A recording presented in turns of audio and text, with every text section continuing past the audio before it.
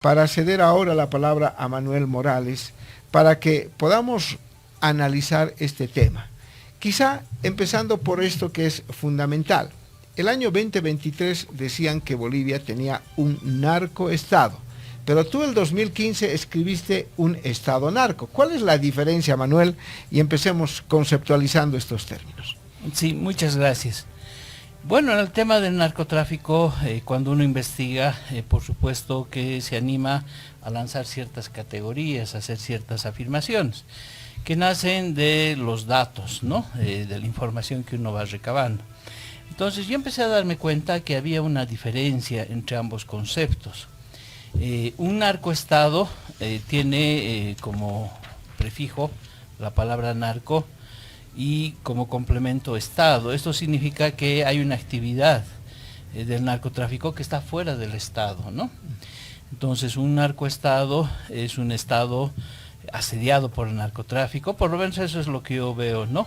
O un estado que se defiende de la violencia del narcotráfico, o finalmente una actividad del narcotráfico que pretende introducirse, infiltrarse en las instituciones, sean estas policiales, de lucha contra las drogas, y ejerce distintos mecanismos para penetrar al Estado y una vez que está ahí adentro poderlo neutralizar.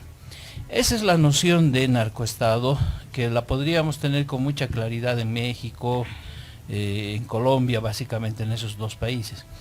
Pero conforme avanzábamos en las investigaciones, nos dimos cuenta que en Bolivia había políticas públicas, ¿no?, a favor de la coca excedentaria y por lo tanto del narcotráfico. Entonces, ¿qué pasa cuando ya tienes un Estado que empieza a generar políticas públicas a favor del narcotráfico o muy permisivas respecto a esta actividad ilícita? Entonces cambian las palabras, cambia el orden y ahí estamos hablando de un Estado narco, es decir, un Estado que ya ha sido penetrado por la actividad ilícita. Y cuando uno reflexiona sobre el papel, por ejemplo, que ha jugado Evo Morales, presidente de las 6 federaciones del trópico de Cochabamba, llega a ser al mismo tiempo presidente de la República, empezamos a mirar que las bancadas parlamentarias, la bancada más fuerte es la de Cochabamba, dentro del MAS, y dentro de esa bancada cochabambina es la del Chapare, la que toma el control de la bancada parlamentaria masista. Vemos que personajes de mucha importancia están en puestos claves. Por ejemplo, Andrónico Rodríguez llega a ser en esta gestión presidente del Senado, ya en la línea constitucional. Empezamos a evaluar y a darnos cuenta que el viceministro Cáceres, encargado de la lucha contra el tema de la hoja de coca, es del Chapare, nombrado por el Chapare, y empezamos a descubrir también que los altos funcionarios de la Fuerza Especial de Lucha contra el Narcotráfico eran propuestos y debatidos sus nombres desde el Chapare. Entonces ahí ya no tienes una actividad ilícita que quiere apropiarse del Estado, ya tienes un Estado que está al servicio de esta actividad. Por eso es la categoría. Y luego me di cuenta que también los 4 órganos del Estado están involucrados. Entonces alguien me decía, no puede ser tan radical, a ver, demostrame que el órgano electoral está involucrado, ¿no?, que fomenta la actividad ilícita. Bueno, resulta que el órgano electoral, uno de sus instituciones es el Ceresi, y el Ceresi está encargada de dar certificados de nacimiento. Entonces, ¿cómo es posible que una institución en manos del órgano electoral hubiese estado dando algún tipo de documentación para connotados narcotraficantes que vienen desde fuera del país, y con esa documentación pueden ir al CEGIP y adquirir el carnet de identidad o la residencia posteriormente? Entonces, así, una por una, las instituciones estatales, uno revisándolas, ninguna de ellas ha adoptado una política de romper con el tema del narcotráfico, ¿no?, sino de convivir. Y esa ha sido la situación y esa es la caracterización que yo hago de que estamos viviendo en un estado narco. Manuel, Lo que acabas de decir es muy importante y la gente seguramente se pregunta cómo es posible lo que ya en otra oportunidad lo hicieron, como tú decías, los 4 órganos de poder de Bolivia están involucrados. Has hecho referencia al órgano electoral, cuya involucración, si queremos entender así, estaría a través del Ceresi. ¿Y qué pasa con los otros órganos? Explícanos por qué estarían involucrados. Bueno, a ver, vamos por el órgano judicial, ¿no? El órgano judicial ha elaborado una sentencia en el Tribunal Constitucional Plurinacional, donde se cuestionaba algunos artículos de la Ley 906, que modifica la Ley 1008 del 2017, y la sentencia es absolutamente clara, señala que la hoja de coca, el arbusto de la hoja de coca es originaria y ancestral. Hasta antes de esta sentencia, que es judicial, ¿no?, constitucional, la mayoría de la población estaba peleando con el argumento de que el cultivo de la hoja de coca era originaria y ancestral en determinados territorios históricos. Por ejemplo, se hablaba de que los yungas, la zona tradicional, y los yungas de Bandiola, que es una zona cocalera en el departamento de Cochabamba, eran las regiones originarias y ancestrales, que el resto de las zonas eran zonas rojas o eran zonas con coca excedentaria, y que por lo tanto, al no tener la cualidad de originaria y ancestral, deberían ser erradicadas. La sentencia da un giro en términos jurídicos, porque señala que el arbusto es originario y ancestral. ¿Esto qué significa? Que tú puedes plantar la hoja de coca en cualquier región del país, y eso ya le da un carácter constitucional. ¿Cuál ha sido el resultado de esa situación? La ley 906 establece que por lo tanto se puede cultivar hoja de coca únicamente en 12 provincias de Bolivia, 12 provincias, de La Paz y de Cochabamba. El resultado actual, que lo hemos denunciado nosotros, porque además de la investigación estoy en esa labor, resulta que el día de hoy son 17 provincias donde se está cultivando hoja de coca. Aumentaron de 12 a 17, pero con la siguiente consecuencia. Si bien antes se cultivaba en 2 departamentos, La Paz y Cochabamba, el día de hoy en las 17 provincias tenemos que se cultiva, además de La Paz y Cochabamba, en Santa Cruz, en Beni, y se ha ingresado al cultivo de las hojas de coca en Pando. Entonces estamos frente a un fenómeno donde está creciendo precisamente fruto de esa sentencia. Si esa sentencia no tuviera pie, podríamos decir que debería circunscribirse únicamente a las 12 provincias. Pero bueno, ¿cuál es la otra consecuencia? Que también se ha empezado, o se ha desarrollado, o se ha ampliado la frontera cocalera hacia las áreas protegidas, los parques nacionales y los territorios indígenas. Uno de los lugares que mayor conmoción ha tenido en esta ampliación de la frontera cocalera ha sido precisamente el Tivnis. Ustedes se acuerdan que ha habido todo un conflicto en torno a la construcción o no construcción de la carretera, pero había una línea roja de delimitación, ¿no?, porque el Tivnis hace frontera con el Chapare. Entonces, una vez que hubo el conflicto en el Tivnis, los cultivos de hoja de coca del Chapare han sobrepasado la línea roja y han entrado a lo que se denominó el polígono 7. Un poquito hagamos memoria, ¿no?, de lo que ha pasado.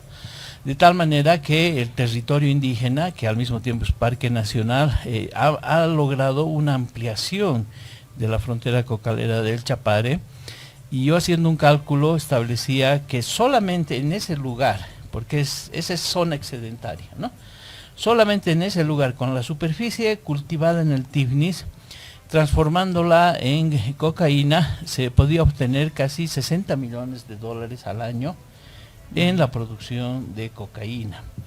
Y bueno, y el Tivnis sigue siendo hasta ahora un territorio donde no hay una vertebración carretera por razones ambientales, pero el ingreso a la zona es altamente dificultosa. Incluso ustedes saben que se hace por por tierra, se hace por barco, por vía fluvial, etcétera, etcétera. Entonces, hay una ampliación. Ahí vemos la labor del Tribunal Constitucional Plurinacional.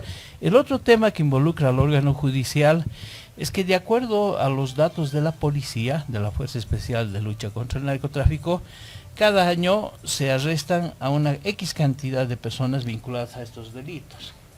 Se supone, de acuerdo a los reportes policiales, que debería haber en este momento una población penitenciaria de 40.000 personas detenidas por delitos de narcotráfico. Cuando uno va a revisar las estadísticas, descubre que hay una población penitenciaria por delitos de narcotráfico que está fluctuando entre los 8.000 y los 10.000. Es decir, hay 30.000 personas que han sido detenidas por X, Y o Z, y que el órgano judicial las ha venido liberando, y que son personas tipificadas en delitos de narcotráfico. Y ustedes saben que la ley 1008 para la tipificación de tráfico tiene unas sentencias que van hasta los 20, incluso los 25 años. ¿Cómo te explicas que esa cantidad de personas detenidas por narcotráfico estén gozando de medidas cautelares, arrestos domiciliarios y demás? Y cuando empezamos a escuchar las noticias de sicariato o estos conflictos que se da sobre todo en Santa Cruz, la policía sale y dice fulano de tal estaba detenido, ¿no?, en Palmasola, pero no, está fuera. El otro tema que involucra al órgano judicial es el hecho de que hay una cantidad muy grande de policías que también han sido identificados en la actividad ilícita, han sido dados de baja, y posteriormente, apelando a acciones judiciales, logran ciertos beneficios y son reincorporados a la institución. ¿Qué pasa con el Parlamento, no? El Parlamento ha elaborado la ley 906 en 2017, que incrementa la frontera cocalera de 12.000 hectáreas a 22.000. Para eso se ha hecho una serie de maniobras. Se convocó a los dirigentes de ADEFCOCA, del Chapare, para que hagan una propuesta de ley. El objetivo era eliminar, abrogar la ley 1008, pero se plantearon hacerlo en 3 partes o en 3 paquetes. Entonces, respecto a la hoja de la coca, sacar el régimen de la coca de la ley 1008, ponerla en la 906, pero al final el resultado, donde estaba entonces el ministro Cocarico, Carlos Romero, ministro de Gobierno, el resultado es que se amplía de 12.000, que era la frontera legal que daba la ley 1008, a 22.000. A partir del año 2017 es lícito las 22.000 hectáreas. Sin embargo, de acuerdo a los datos que tenemos, en ningún año, ¿no?, desde que tenemos, desde el año 99, ¿no?, pero desde el año 2017, que es la fecha donde entra en vigencia la ley 906, la superficie que se ha cultivado en Bolivia supera las 31.000 hectáreas. Con la erradicación, digamos, el año 2017 a 24.000, es decir, de las 22.000 hay un excedente entre erradicadas y todavía superficie cultivada ilegal. Y esa ha sido la labor del Parlamento. El otro tema que ha hecho es la ley 913 de los bienes incautados. Y bueno, los bienes incautados es el gran botín, ¿no?, que el narcotráfico le deja al Estado. Así de cruel soy en estas palabras. Es el botín que recibe los bienes incautados el Estado, del cual se beneficia. Los bienes incautados, según la norma, deberían ser auditados, es decir, registrados, monetizados, ¿no?, y debería estar bajo la tuición de la autoridad jurisdiccional. Resulta que Carlos Romero, cuando era ministro de Gobierno, se les indicó que había actos de corrupción en la institución que administra los bienes incautados, y de acuerdo a las denuncias y a lo que hemos escrito, se logró establecer que solo el 22% de los bienes incautados al narcotráfico estaban siendo registrados. De esos 22%, una parte se había monetizado, es decir, se había ido al remate. pero después quedaba una cantidad demasiado grande de bienes incautados, no registrados, por lo tanto de fácil disponibilidad de parte de las autoridades judiciales o policiales, y los bienes incautados además han permitido que el Ministerio de Gobierno otorgue esos bienes incautados a una cantidad demasiado grande de personas para que los administren o los custodien, ¿no? O sea, se hace una entrega a través de la autoridad judicial de bienes incautados a una cantidad muy grande de policías y de personas civiles que son que trabajan para el Ministerio de Gobierno, que se ponen a administrar estos bienes incautados. Estamos hablando de departamentos, casas, haciendas, otro tipo de propiedades, los bienes incautados que son administrados en forma de botín económico, tiene que ver con autos, motocicletas, cuadratracks, barcos, lanchas, avionetas, hasta helicópteros, que son parte de los bienes incautados, y también en todo esto hay una serie de otro tipo de propiedades y de bienes que llegan a manos de los jueces y los policías, que tienen que ver con acciones, bonos, joyas, pieles, en fin, cuentas bancarias, etcétera, dólares, euros y lo que ustedes quieran.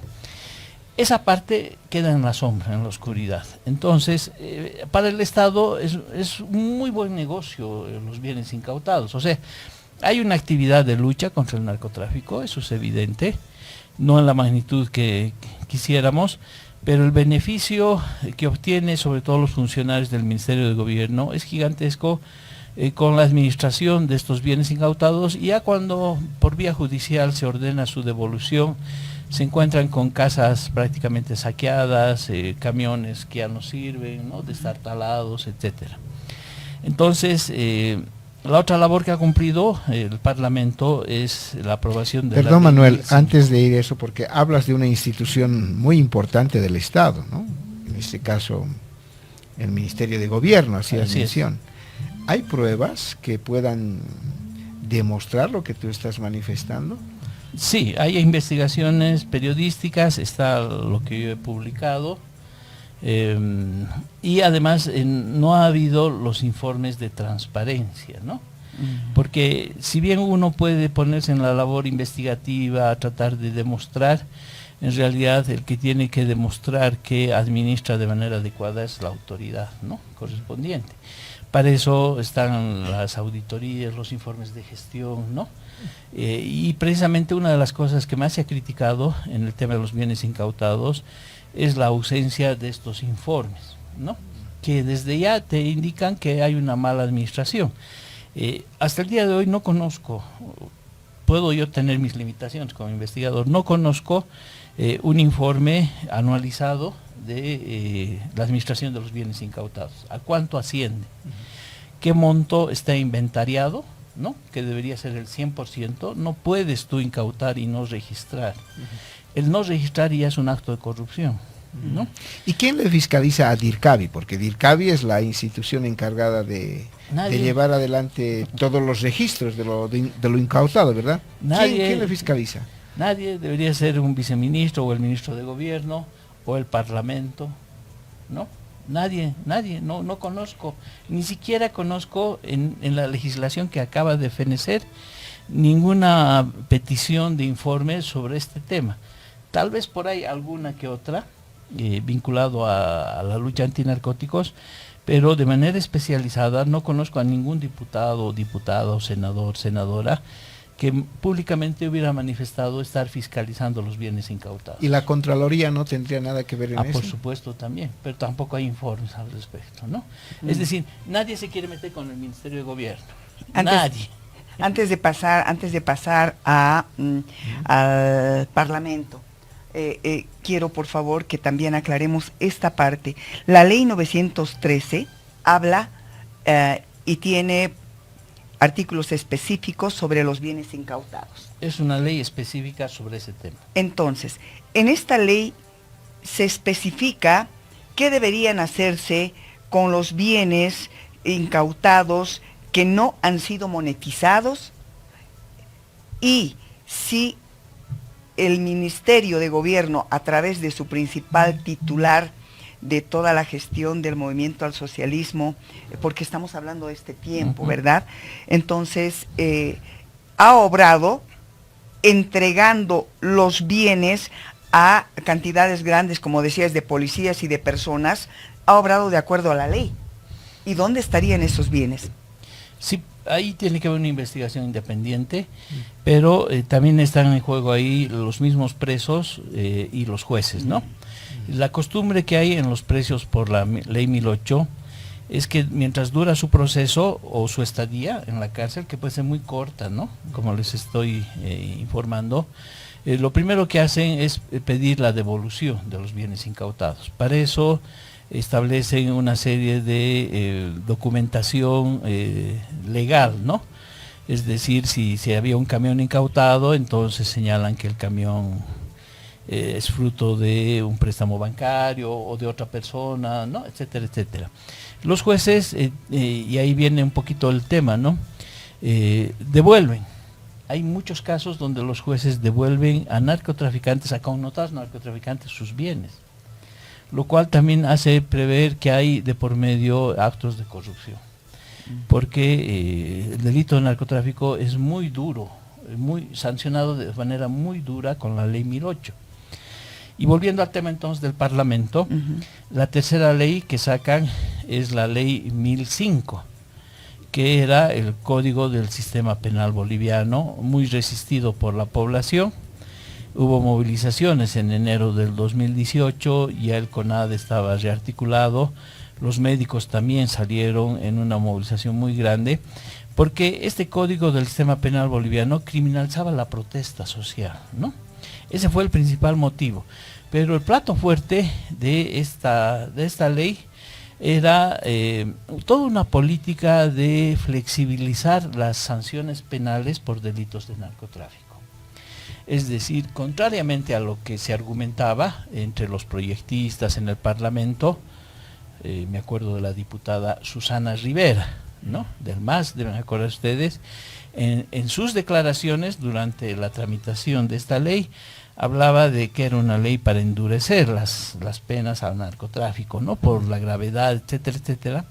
Pero el producto nos llamó poderosamente la atención porque era un nuevo régimen penal, con lo cual ya moría la ley 1008, en el cual las sanciones hacia los delitos de narcotráfico entraban dentro de otra nomenclatura, otras tipificaciones, y el resultado era la reducción de las sanciones por delitos de narcotráfico. Si la sanción de tráfico en Bolivia no tiene con la 1008 un tope de 25 años, en este código lo bajaban a 20 años. También fragmentaban ya no se hablaba de tráfico, se hablaba de transporte, ¿no? Fragmentaba el hecho de que, por ejemplo, una persona podía tener una pena grande por el traslado de cocaína, una mediana y otra pequeña sanción por el gramaje. Entonces, si tú traficabas hasta 250 gramos, tenías una sanción leve. Si de 250 a 5 kilos de cocaína, una sanción intermedia. Y si pasabas de los 5 o los 10 a una grave. Este proyecto naufragó. Fue abrogada. La movilización central no fue por el tema del narcotráfico, fue por el tema de la criminalización de la protesta social, y con eso se logró que la ley 1008 siga vigente en cuanto hace a la política punitiva contra el delito del narcotráfico. Se mantienen las sanciones. Y cuando digo se mantienen, es que es muy draconiana, es muy dura esa ley, pero los jueces no la aplican con esa dureza, salvo en alguno que otro caso, pero ahora lo que hemos visto y lo que estamos viendo es que las personas acusadas de delitos de narcotráfico entran y salen de la cárcel con demasiada facilidad, ¿no? Entonces, estamos viendo las instituciones, hemos visto el órgano electoral, el papel del órgano judicial, en este caso el órgano legislativo, Y en cuanto al Ejecutivo, por supuesto que es el que encabeza la política antidrogas, y vamos a tener que las estadísticas señalan que la cantidad de erradicación siempre es menor a la de nuevos cultivos. La política de interdicción, que le llaman, ha mostrado durante todo este tiempo datos estadísticos de caída, excepto, ¿no? Y ahí viene la gestión de Eduardo del Castillo, hay un incremento en la incautación de sulfato base, pero por sobre todo de clorhidrato de cocaína.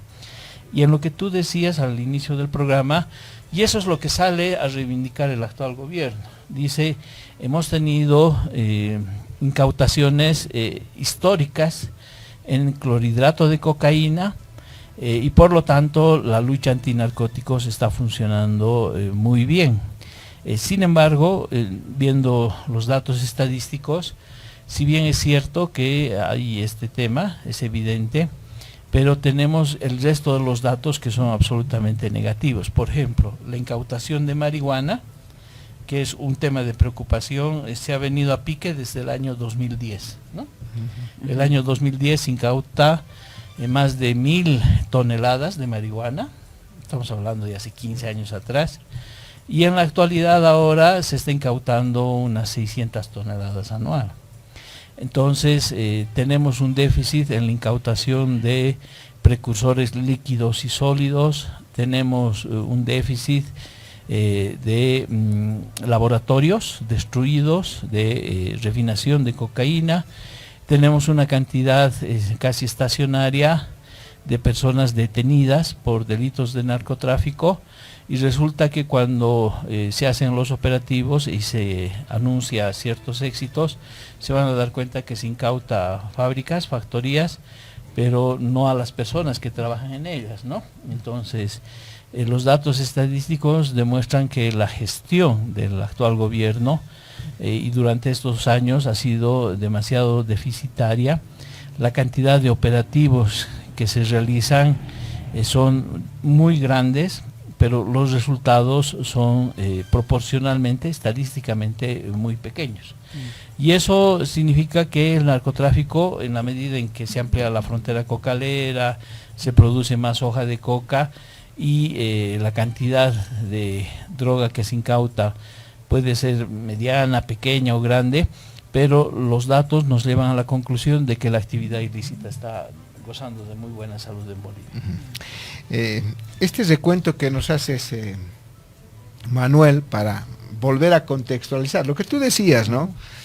Se conoce el tema y pareciera que ya se ha normalizado en nuestro país. Sí. Pero lo que ahora está volviendo a pensar o a que la gente piense sobre este delicado tema es el sicariato, cosa que no se escuchaba con mucha frecuencia en nuestro país.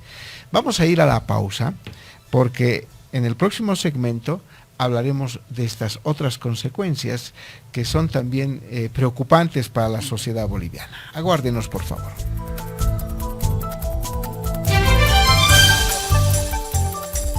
La reflexión, el análisis para mejorar la calidad de vida y fortalecer la democracia es responsabilidad de todos. Ya volvemos. De frente.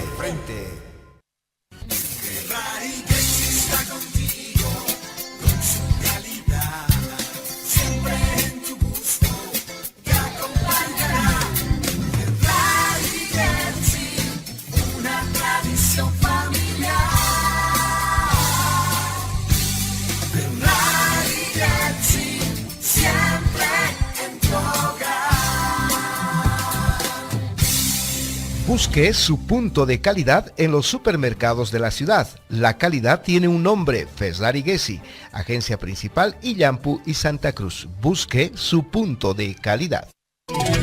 Continuamos de frente. Por una comunicación al servicio del bien común.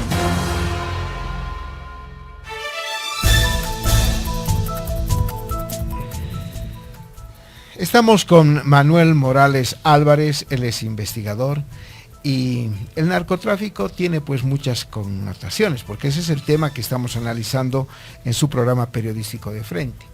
nos hizo un recuento de cómo el Estado está vinculado directamente con el narcotráfico, y aquí hay una consecuencia que la sociedad civil ya está percibiendo en una magnitud, en algunas regiones dicen de manera descontrolada.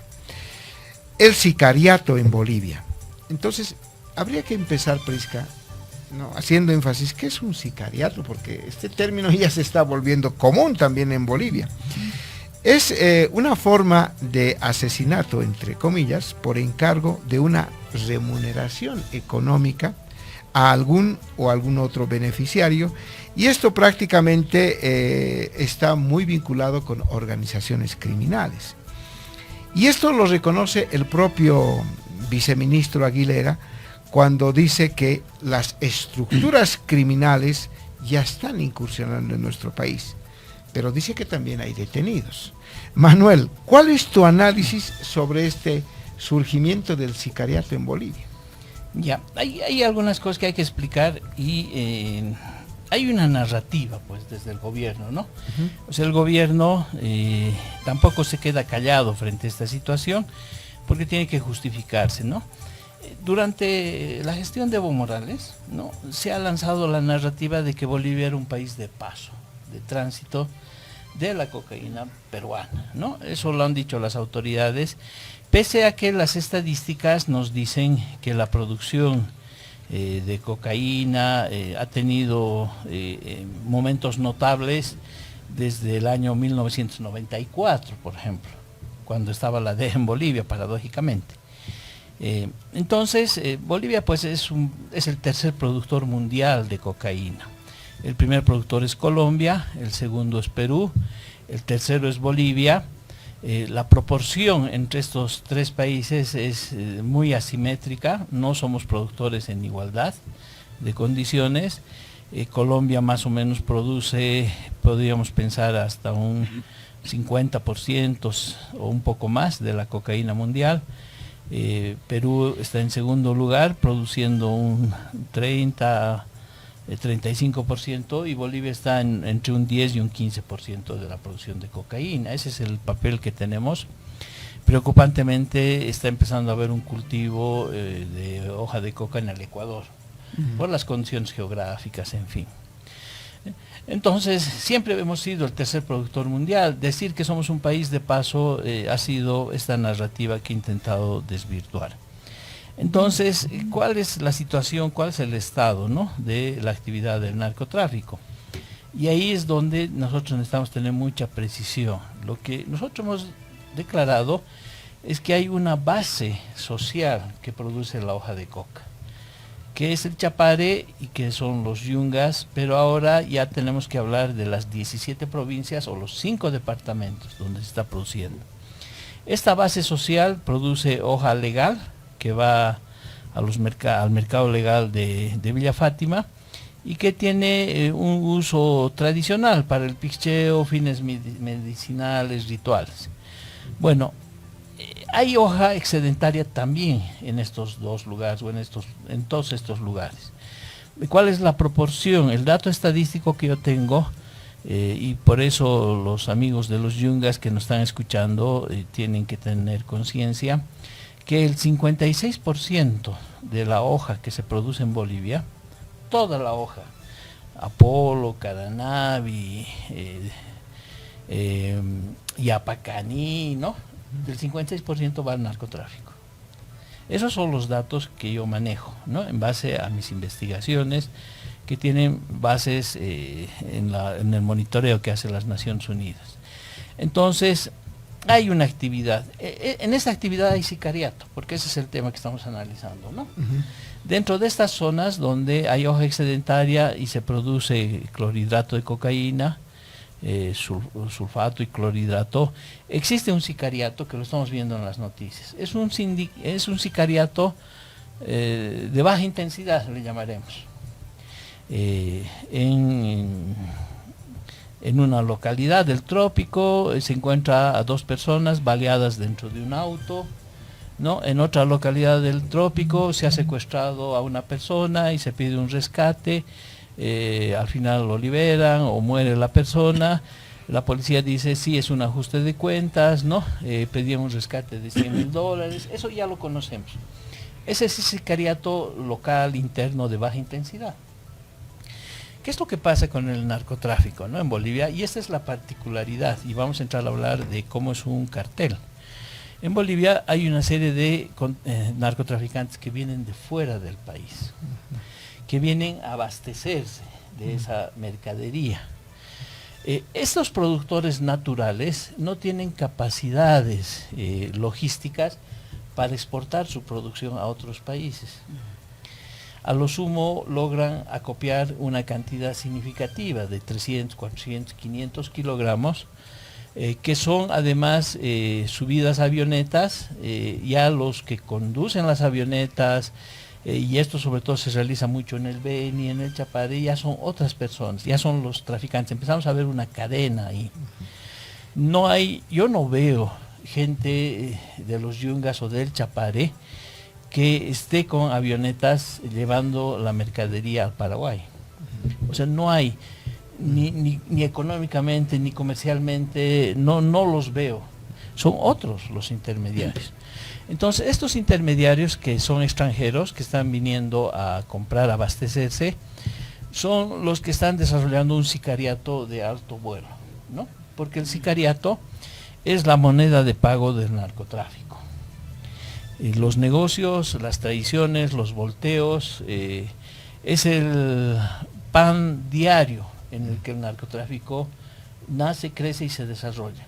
Entonces, que entre ellos se maten, que entre ellos se asesinen, se delaten, se extorsionen, se secuestren, es natural. Y este sicariato, que no es de baja intensidad, que es lo que estamos viendo sobre todo en Santa Cruz, ¿no? Es el que está haciendo visible que Bolivia se ha constituido en un santuario del narcotráfico, y esa es otra categoría nueva que estamos introduciendo. ¿Santuario por qué? Porque estas personas que están viniendo y son connotados narcotraficantes en otros países, encuentran en Bolivia las condiciones de absoluta impunidad. El caso del último líder del PCC, que ha estado 10 años en Bolivia, que ha sido alertada a la policía de su condición de narcotraficante, nunca ha sido investigado en Bolivia. Es la última declaración que hace el comandante de la Fuerza Especial. No tiene antecedentes. Entonces, si tú eres el capo de un cartel, como el del Brasil, y te vas a otro país y no te detectan en 10 años, ¿no? Y haces además, sigues aprovisionándote de cocaína, pero además realizas inversiones, porque acá hay ya blanqueo de capitales del narcotráfico, migración no te ubica, las autoridades de inteligencia de la Fuerza Especial no te ubican en Santa Cruz, puedes comprarte una casa, casarte con una boliviana, hacer fiestas, y no te ubican. Es que hay condiciones para que esto sea un verdadero santuario. Y esas condiciones no creo que sea falta de capacidad de la policía, sino es conocimiento, pero ahí viene este entrelazamiento que hay, ¿no? Entre un Estado que ve esta actividad como una fuente de enriquecimiento de sus funcionarios. Ya no hablamos solamente de bienes incautados, hablamos de cobrarle a los narcos, o finalmente de darle cierta protección, porque en el fondo también ellos están pagando a las autoridades. Esa es un poco la diferencia. Hay un sicariato de alto nivel aquí, este sicariato de baja intensidad, y lo que estamos viendo es que se está empezando recién ahora a construir lo que yo le llamo el clúster del narcotráfico. Es decir, esta cadena donde cada vez más los grandes narcotraficantes ya no solo vienen a comprar, sino que ya se establecen en Bolivia y van tejiendo el clúster, que es la cadena donde están los componentes de la producción, el aprovisionamiento, el apoyo logístico, el apoyo financiero, el apoyo de transporte. O sea, ya empiezan a entrar otras variables en la actividad del narcotráfico. Para hacer toda esta red necesitas alguien que te maneje tu plata, necesitas casas donde quedarte, movilidades, avionetas donde transportar, necesitas gente que te empiece a manejar armamento, que lo cuide, necesitas gente que utilice ese armamento. Entonces estamos en esa fase de incubación, ¿no? De probablemente un cartel o dos, no sabemos, porque ya la presencia de estos narcotraficantes extranjeros ya es cotidiana, ya están empezando a enraizarse en el país, ¿no? Entonces estamos en una situación bastante complicada en ese aspecto. Cuando Manuel nos dice que el sicariato ha aumentado y que el sicariato tiene que ver directamente con el tema de la droga, hay que pensar entonces que ese 56% de hoja de coca excedentaria que se convierte en droga es la causa fundamental para que en nuestro país se haya avanzado tanto en el tema de lo ilícito, pero lo ilícito en niveles diferentes, muy grandes. El tema del sicariato, la muerte de personas, cuánta gente inocente poco a poco irá cayendo después, no sabemos. Le preguntamos entonces a Manuel si acá estaría inmerso el Poder Ejecutivo, tendrá esa relación, ya que la policía, por ejemplo, está trabajando en conjunción directa con el Ministerio de Gobierno. Hay que relacionar dónde está relacionándose el órgano ejecutivo en esta situación tan delicada del narcotráfico que vive nuestro país. Sí, yo reitero, ¿no? Aquí, para que exista el narcotráfico hay políticas públicas, ¿no? La política pública es el paraguas, ¿no? Es como en salud, como en educación, ¿no? La política pública es la potencia que tiene el Estado de implementar una serie de normas, una serie de disposiciones, y es la manifestación de su voluntad política. Entonces, en Bolivia, el momento en el que se elabora la ley 906, hay una política pública, ¿no?, que le da al narcotráfico una camada de hectáreas, ¿no?, que saben ellos que una parte es legal, que saben ellos que una parte es excedentaria, pero que le va a servir como colchón legal a la actividad ilícita del narcotráfico. En consecuencia, desde el momento que el Estado se pronuncia y aprueban esa ley, agrandando la frontera cocalera de 12.000 a 22.000 hectáreas, se han creado las condiciones para que el narcotráfico goce del aprovisionamiento de la materia prima. O sea, esto es economía elemental, ¿no? Es lo que les estoy indicando. Y en consecuencia, mientras no se suprima la ley 906, las condiciones materiales para que la frontera agrícola cocalera sea tan grande se van a mantener.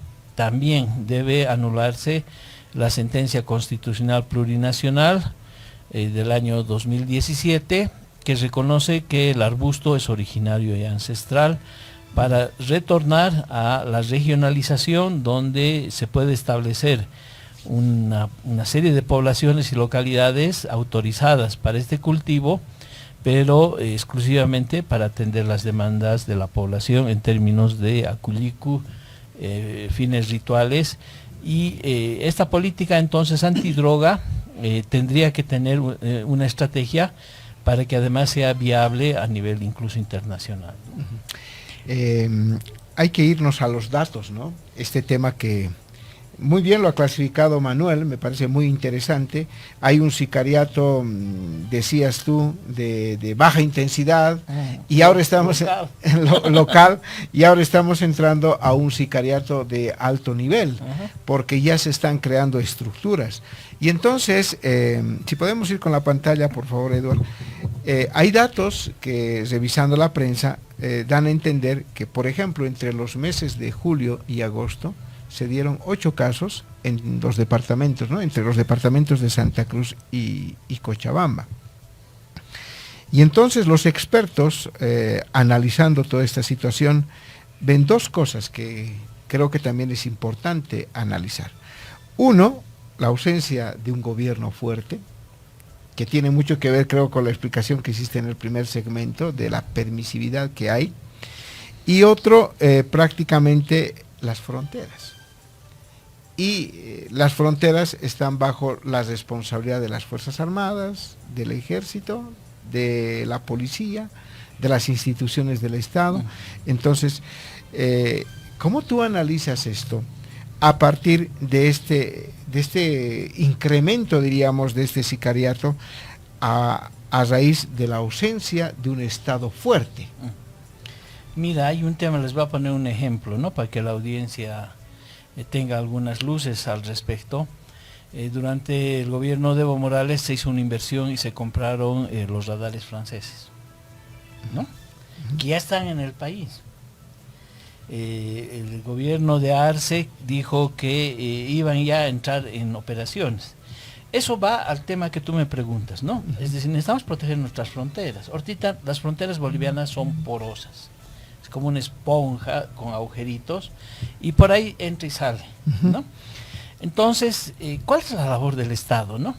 Resulta que, habiendo sido comprados en una gestión de Evo Morales, pagados, estando en condiciones de entrar en operación en el gobierno de Luis Arce, resulta que ahí viene la disputa de quién controla el espacio aéreo. Entonces salta el ministro Novillo, ministro de Defensa actual, y dice que no tengo las palabras textuales, pero da a entender que esos radares no pueden estar bajo la atribución de la policía, sino de la Fuerza Aérea. Entonces vamos a tener radares para interceptar avionetas. Se dijo que ya se estaba analizando y que se necesitaba una ley para bajar a las avionetas del narcotráfico. Mientras no existe esa ley, no vamos a disparar a una sola avioneta. Ya pues, Johnny, ¿qué tipo de protección es esa?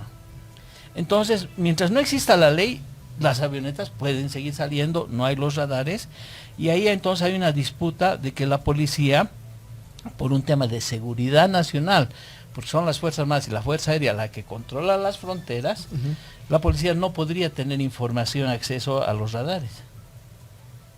Entonces, conclusión, tenemos un Estado que se entorpece, que no cuida las fronteras, incumple sus roles constitucionales. ¿Y quién es el gran beneficiario? La actividad ilícita del narcotráfico, porque tiene vía libre para que salgan las avionetas de Santa Cruz, que salgan del Beni, etcétera, etcétera, para llevar la mercadería, sobre todo al Paraguay, al norte argentino y al Brasil. Al respecto, para terminar este comentario, en uno de los libros está, en este último, es que también ya había antecedentes de la cantidad impresionante de aeródromos, pistas clandestinas, pistas legales que son utilizadas por el narcotráfico. Está en este libro. Resulta que el último conflicto que ha habido... ¿Cuál es tu libro? Perdón, para este es el Estado, Tomografía del Estado Narco. De Manuel Morales. Sí, por supuesto. Resulta que ya publicamos en el sentido de que los aeródromos, pistas clandestinas, pistas legales estaban siendo utilizadas por el narcotráfico de la manera más abierta, incluyendo el aeropuerto que está dentro de Santa Cruz, que no es Virubiru, que está afuera, sino el Trompilo, ¿no? Pero resulta que ahora hubo una balacera, fueron a Warnes, tomaron un hangar y recién empiezan a recolectar si hay rastros de cocaína a través de micros. ¿Esto qué significa? Que en términos de discurso es muy probable que las nuevas autoridades se comprometan a luchar contra el narcotráfico, pero eso solo puede quedar en el espacio de lo formal. Para que exista una verdadera lucha contra el narcotráfico tiene que haber una estrategia. Entonces, a mí lo que me llama la atención, y les voy a mencionar qué cosas podrían entrar dentro de una estrategia, para que la gente también tenga algunos parámetros, ¿no? Una estrategia antinarcóticos podría tener, entre otros aspectos, la reducción de la oferta, la reducción de la demanda, la reducción de los cultivos excedentarios, la interdicción, ¿no? Que es el ejercicio de la violencia estatal, ¿no? El control y la fiscalización de las sustancias químicas, sólidas y líquidas, el control de la legitimación de ganancias ilícitas y los delitos conexos, además de las investigaciones en el tema financiero, ¿no ve? El tema de la administración de los bienes incautados, en el tema del consumo, los sistemas de prevención, los sistemas de tratamiento, rehabilitación y reintegración, el mecanismo inexorable de la investigación, porque tú necesitas no solo hacer inteligencia, sino necesitas estudiar. Y todo eso se tiene que dar además con los aspectos de mitigación de impactos y el control social. O sea, les he mencionado varias variables, varios indicadores de lo que hace una estrategia. Tuto Quiroga lo que dice es que su estrategia va a ser el retorno de la DEA, de la Policía Federal Brasilera y de todo el que quiera venir a Bolivia. Entonces, ahí surgen varias dudas, ¿no? En primer lugar, si no va a tener una estrategia nacional, entonces lo más fácil es decir que alguien venga de afuera y me ayude, ¿no? En el caso de la DEA es una instancia del Ministerio de Justicia de Estados Unidos y sus funciones son evitar el tráfico al interior de Estados Unidos, evitar que drogas lleguen a ese país y gestionar un conjunto de leyes, normas al interior de Estados Unidos destinadas a la lucha contra el narcotráfico. No tiene la DEA una competencia transnacional, ¿no? Es decir, no existen mecanismos para que la DEA pueda venir a Bolivia a asesorar o a dar sus servicios, porque estaría actuando extraterritorialmente. Primer aspecto. Segundo aspecto, evidentemente la DEA estuvo en Bolivia, pero ese estuvo en Bolivia se debió a una serie de políticas de Estados Unidos que van a nacer en la década del 50 del año anterior, con el enfoque de que el consumidor era una persona enferma, ¿no? Luego se habló que era un delincuente. En la década de los 60 hay la Convención de las Naciones Unidas en 1961, donde se saca la lista, ¿no?, de estupefacientes.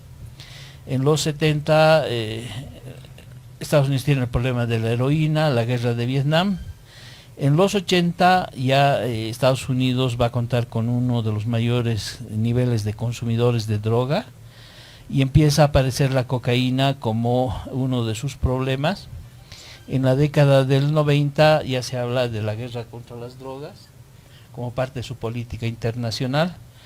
En la década del 2000 la atención está dirigida básicamente a que hay grandes mafias internacionales, y ahora último habla del tema del fentanilo como su obsesión y acusa a México de ser uno de los principales proveedores de fentanilo.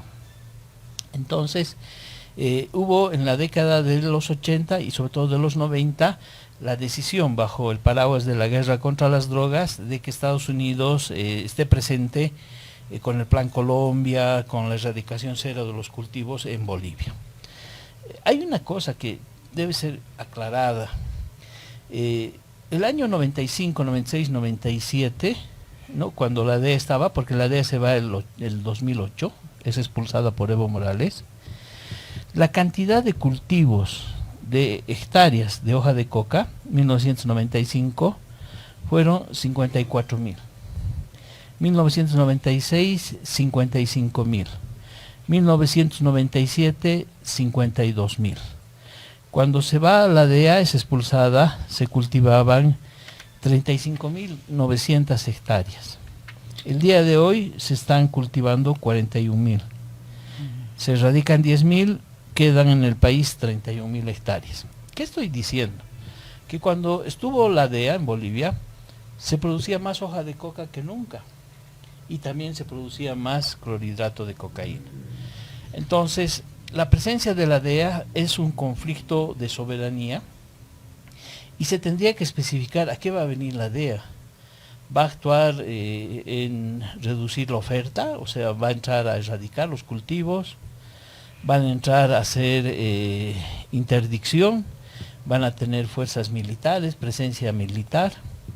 Hay que recordar que cuando la DEA estaba en Bolivia, ellos tenían su propio sistema de inteligencia paralelo a la policía, a la fuerza especial, y además que la misma DEA pagaba una planilla entera de todos los miembros policiales, militares y civiles de la lucha antinarcóticos. Había sobresueldo, un doble sueldo, y como tenían un doble sueldo, todos los funcionarios de la lucha antinarcóticos tenían que prioritariamente informar a la DEA y posteriormente al gobierno boliviano. Entonces la pregunta es a Tuto Quiroga, ¿qué significa el retorno de la DEA y en qué condiciones se va a hacer? Y finalmente, ¿es una manera de evadir responsabilidades el no tener una estrategia antidrogas y dejar que la DEA venga en calidad de qué? ¿Cuánto tiempo va a tardar la DEA en establecerse en el país? ¿Se va a tener autorización del Parlamento? ¿Se va a utilizar la fuerza militar en las operaciones que la DEA lo va a hacer? ¿Dónde va a dirigir sus operaciones? ¿Van a tener cuarteles nuevamente? ¿El aeropuerto de Chimoré va a volver a ser administrada por la DEA? O sea, son tantas las preguntas que a mí me parece que es absolutamente inviable.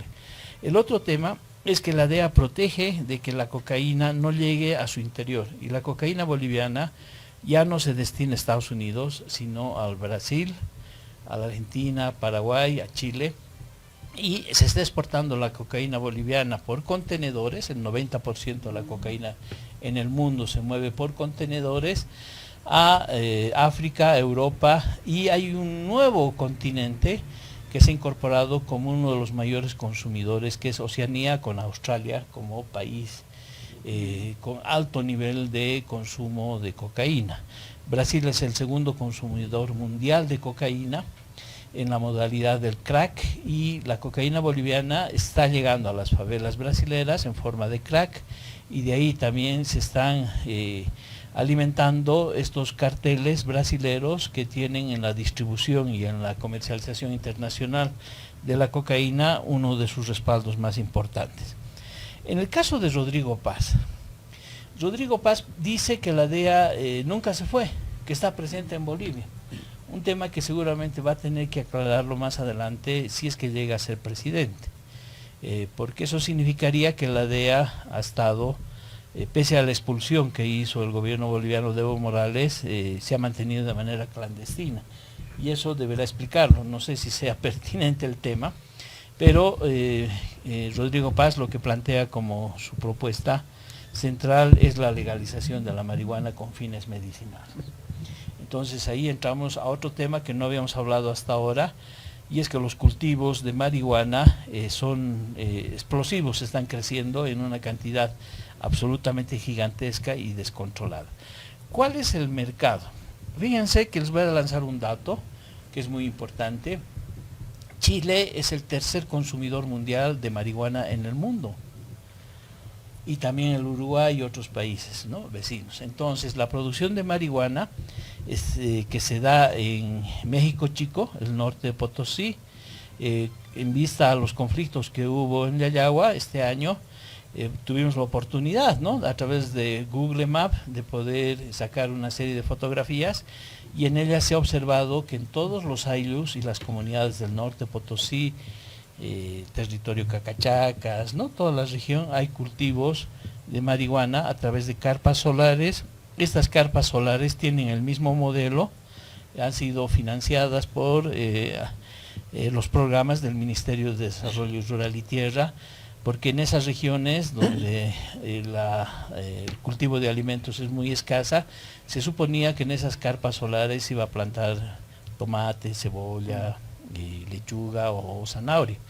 Y también se denunció que esos carpas solares también se estaban beneficiando del programa Mi Riego y Mi Agua, que también son estatales. Ahí tenemos otro indicio de que el Estado ha colaborado en la producción de la marihuana a través de las carpas solares. Entonces la propuesta de Rodrigo Paz, que puede ser interesante, que podemos discutir la legalización de la marihuana con fines medicinales, yo no me cierro ese debate, pero ese es un debate muy especializado.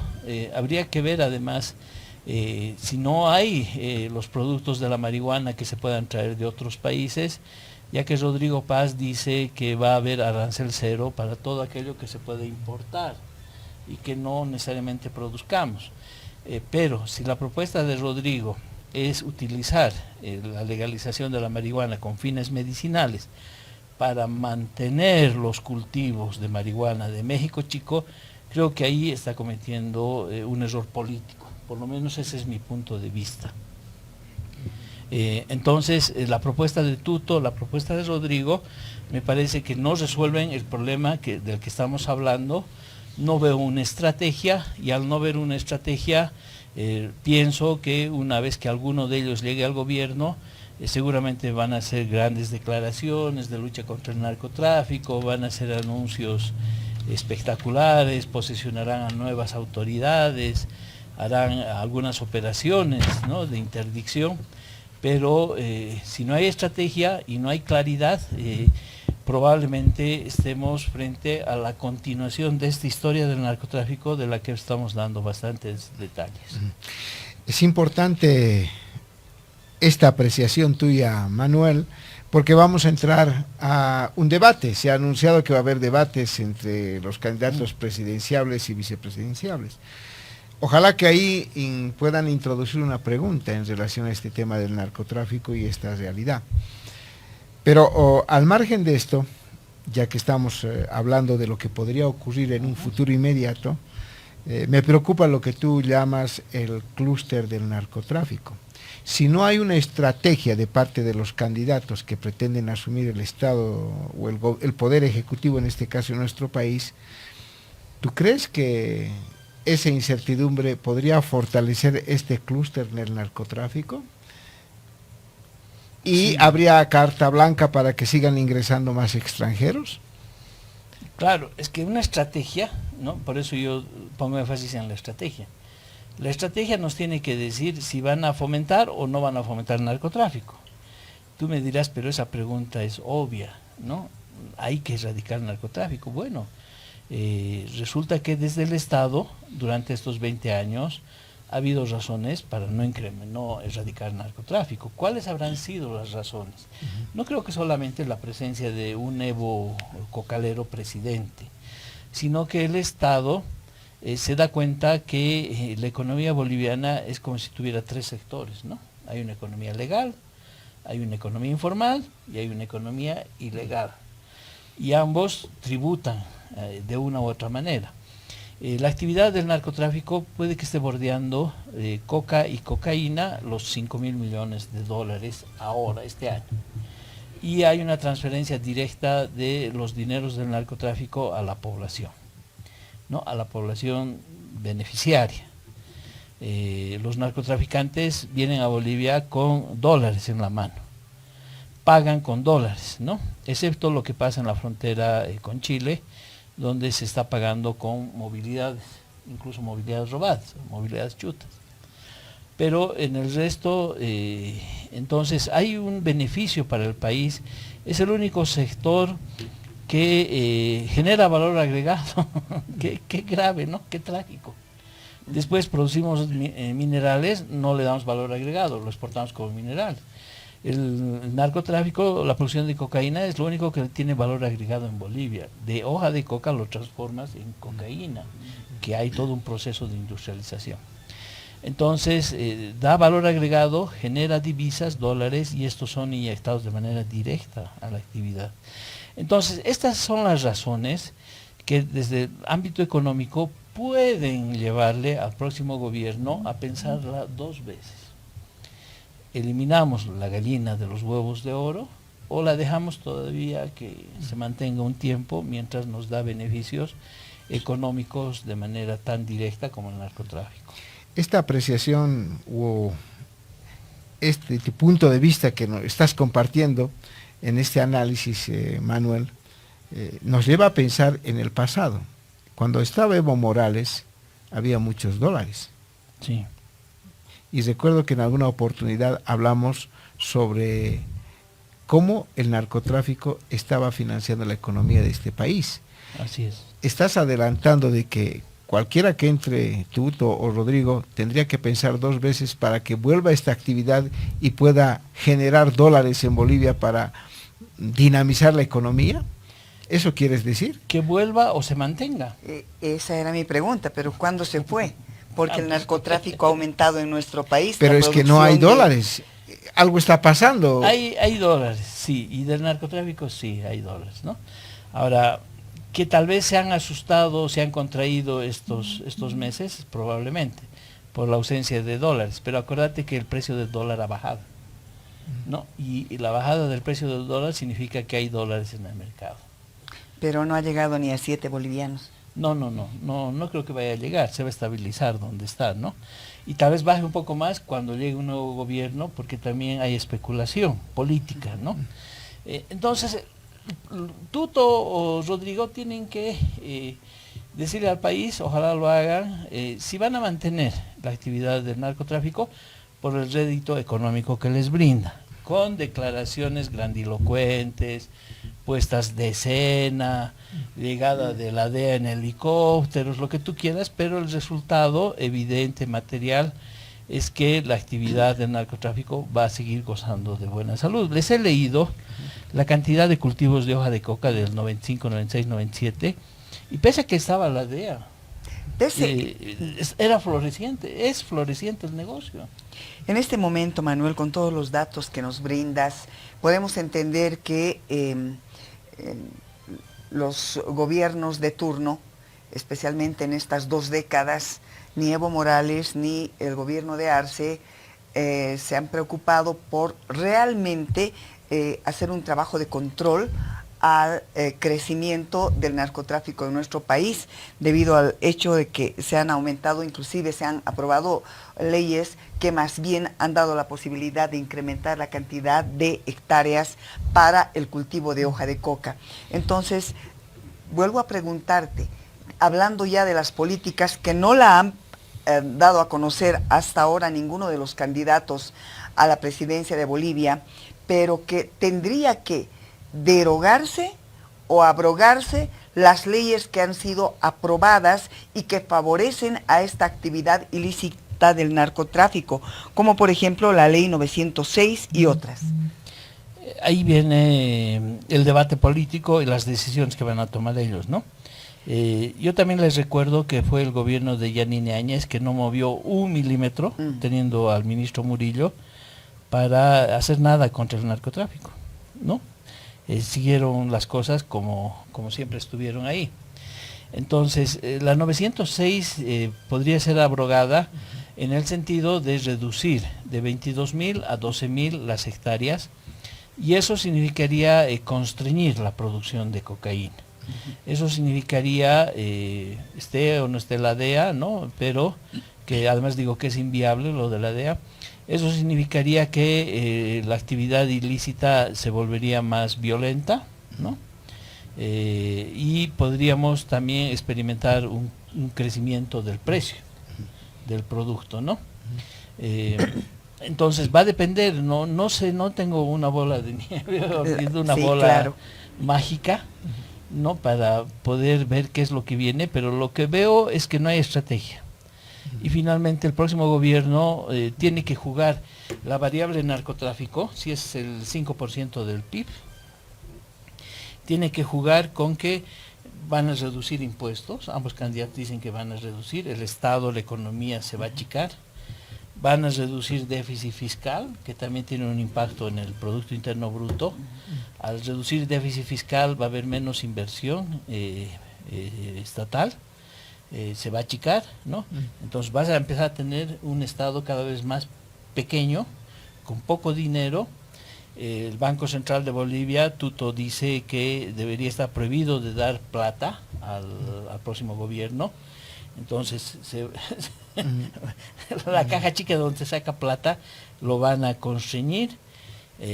Seguramente van a cumplir la promesa de que haya 22 toneladas de oro en el Banco Central y que sigan creciendo las reservas.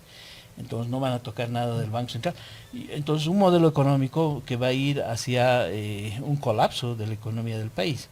Y si eso metes cero en narcotráfico o erradicación, no sé, me parece que ni aunque se presten 20.000 millones de dólares van a resolver la crisis, ¿no? Claro, y a eso iba, porque una solución estructural tendría que ser lo que tú dices, Manuel, reducir la cantidad de hectáreas. Sí. En otras palabras, estás proponiendo relocalización de cocaleros. También.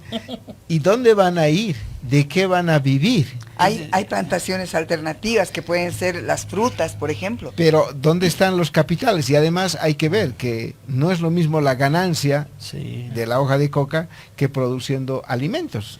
Es extraordinaria la cantidad de recursos que les entra a las familias cocaleras. Ahí sí yo las defiendo, ¿no? Porque a tal grado que pueden hasta prescindir de que sus hijos vayan a la universidad, porque ya tienen ingresos extraordinarios. Entonces, ¿para qué te vas a volver profesional si puedes pedirte un chaquito más, ¿no? O sea, más tierra para seguir plantando cocales. Por eso hay una expansión. Ahora, no solamente es relocalización, y lo que hemos hablado con ustedes varias veces, ¿no? El otro problema es que para que tengas una política antidrogas tienes que tener un nuevo modelo económico. Es decir, ¿de qué vamos a vivir, no? Y esa es la pregunta que ni Tuto ni Rodrigo nos están respondiendo. Dice que tienen un plan de emergencia, que van a levantar la subvención, ya, de acuerdo. ¿De qué vamos a vivir si ya no hay la bonanza del gas? ¿De qué? ¿No? Hasta ahora no nos plantean. No nos dicen vamos a vivir del litio, el litio ya sabemos que está fracasando. No nos plantean tampoco otras alternativas. Entonces, yo digo, una estrategia debe considerar el colchón donde se va a desarrollar, ¿no? Y como te digo, la tendencia, yo creo, es que más allá de las intenciones, el narcotráfico todavía va a seguir viviendo en nuestro país unos largos años. Y entonces, si esa es la perspectiva, tu idea de los clústeres va a seguir creciendo. Ese es el otro tema, ¿no? Ahí está donde el gobierno debería actuar con mayor responsabilidad. Hasta ahora, Marcet viene, lo quieren detener, hace declaraciones, se va del país, ¿no? Están estos brasileros, que ya no es uno, son varios, ¿no? Que están viniendo. ¿En qué momento estos narcotraficantes internacionales van a echar raíces con la gente del Chapare, ¿no? Una cosa es compra casual, ¿no? Aprovisionamiento de cocaína para sacar en avioneta un embarque. Cuando los vínculos comerciales se hacen más grandes y el aprovisionamiento se hace más regular, y traficante internacional no solamente que se asienta en el Urubó, sino que empieza a tejer el resto de los componentes del clúster, que tiene que ver con embarcaciones, camiones, tiene que ver con disposición de armamento, gente militarmente entrenada para defenderte, tiene que ver con la compra o la coima de autoridades aduaneras, policiales, tiene que ver con acceso directo a bancos, donde puedas depositar grandes cantidades o traer dólares al país. Tiene que ver con toda esta disposición que te ayude a traspasar los mecanismos de control de las fronteras. Tiene que haber niveles de comunicación que no sean intervenidas por las fuerzas antinarcóticos, más allá de los celulares, mecanismos de comunicación propia. Estamos en un momento donde ese clúster se puede estar ya formando. Cuando ese clúster esté compuesto en todos sus mecanismos, ha nacido en Bolivia un verdadero cartel. Y ese cartel va a tener al Estado como su socio o su protector. Entonces ahí sí la situación va a ser complicada. Ahora tal vez va a haber cierto rechazo porque son brasileros, todo lo que ustedes quieran, pero en el transcurso de los libros que yo he sacado, el relacionamiento entre narcotraficantes y policía ha sido exitosísimo. Han gozado de excelentes relaciones. Entonces, por eso es que hemos hablado también de narcovínculos en algún momento, ¿no? Entonces, estamos en un momento donde ese clúster se puede estar formando y veremos qué es lo que pasa. Entonces, a partir de tus explicaciones, para cerrar este segmento, Manuel, hay que entender que Bolivia es un narcoestado, es un estado narco y las dos cosas al mismo tiempo, ¿o cómo debemos entender? Es un estado narco, ¿no? Por todo lo que les he definido, con la conformación, en un proceso de formación de uno o varios carteles que pueden tener un rol protagónico en la próxima coyuntura si es que logran articularse. Mientras tanto, vamos a estar viviendo bajo el flagelo del narcotráfico. Pero cuando hablamos de un clúster, hablamos de un cartel. Por supuesto que puede tener esa connotación de generación de empleo, ¿no? Finalmente, en la actividad ilícita del narcotráfico, nosotros sabemos que, por ejemplo, en Yapacaní hay un montón de jovenzuelos que tienen sus motocicletas, que van al surtidor, compran gasolina y van unas 5 o 6 veces al mismo surtidor a cargar su tanque lleno, ¿no? Entonces esa gasolina está yendo al narcotráfico. Van, compran, regresan, descargan, vuelven a comprar y se les está pagando por día 600 bolivianos. Para un jovencito ganar 600 bolivianos al día haciendo esa actividad tan sonsa, podríamos decir, es espectacular en términos de ingreso. El narcotráfico paga muy bien, puede pagar muy bien, puede generar ese tipo de empleos, ¿no? De manera muy masiva. ¿Cuál es lo que está pasando, por ejemplo, con una cantidad muy grande de mujeres que están transportando en su cuerpo las tragonas, haciendo cápsulas de cocaína, las ingieren, están cruzando hacia Chile y también hacia el Brasil? Cruzan la frontera, se extraen esas cápsulas y logran ganar $1000 por viaje. Entonces sí, la actividad del narcotráfico tiene la posibilidad de desestructurar del tejido social y de cambiar las relaciones económicas. Tú, vinculándote al narcotráfico, ganas plata muy sencilla, muy fácil, ¿no? Pero también lo que dice ella, eso trae aparejado violencia, pérdida de valores, la gente ya no quiere estudiar. ¿Para qué vas a estudiar si tienes tanta plata?